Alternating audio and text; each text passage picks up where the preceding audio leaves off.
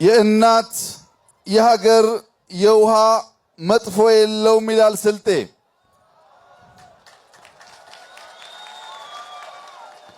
ላልሰማችሁን ዩንዴት የባድዋ የመይቦዝ ኤለ ይላል ስልጤ።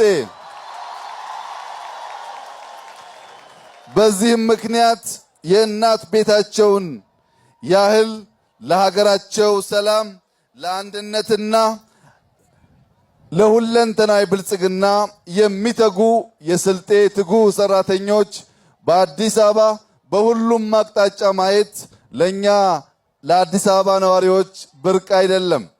ዛሬ በአዲስ አበባ በርካታ ልማት የሚያካሂዱ የስልጤ ልማት አርበኞች በዚህ ስፍራ ከኛ ጋር ተገኝተው የበቀሉበትን የወጡበትን አካባቢና ሕዝብ ለማየት ከኛ ጋር ስለተገኙ እነሱንም ወደ ከተማችን ወደ ወራቤ እንኳን ደህና መጣችሁላቸው ፈልጋለሁ።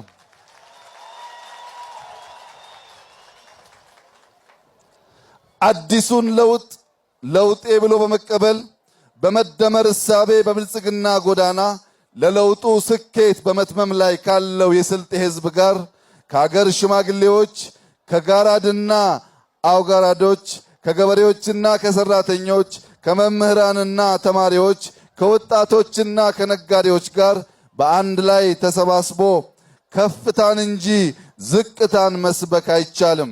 እናንተን ያየ የብልጽግና ጉዟችን እውን መሆኑን እንዲሁ ከምታሳዩት ፍቅር መገንዘብ እንደምችል በደንብ አምናለሁ። የስልጤ ሕዝብ በፍጹም ሰላማዊነቱና በታታሪ ሰራተኝነቱ የሚታወቅ ሕዝብ እንቅልፍ የሚነሳው ግንባር ቀደም ጠላቱ ድህነት፣ ኋላ ቀርነት፣ ጥላቻ፣ መከፋፈል መሆኑን በደንብ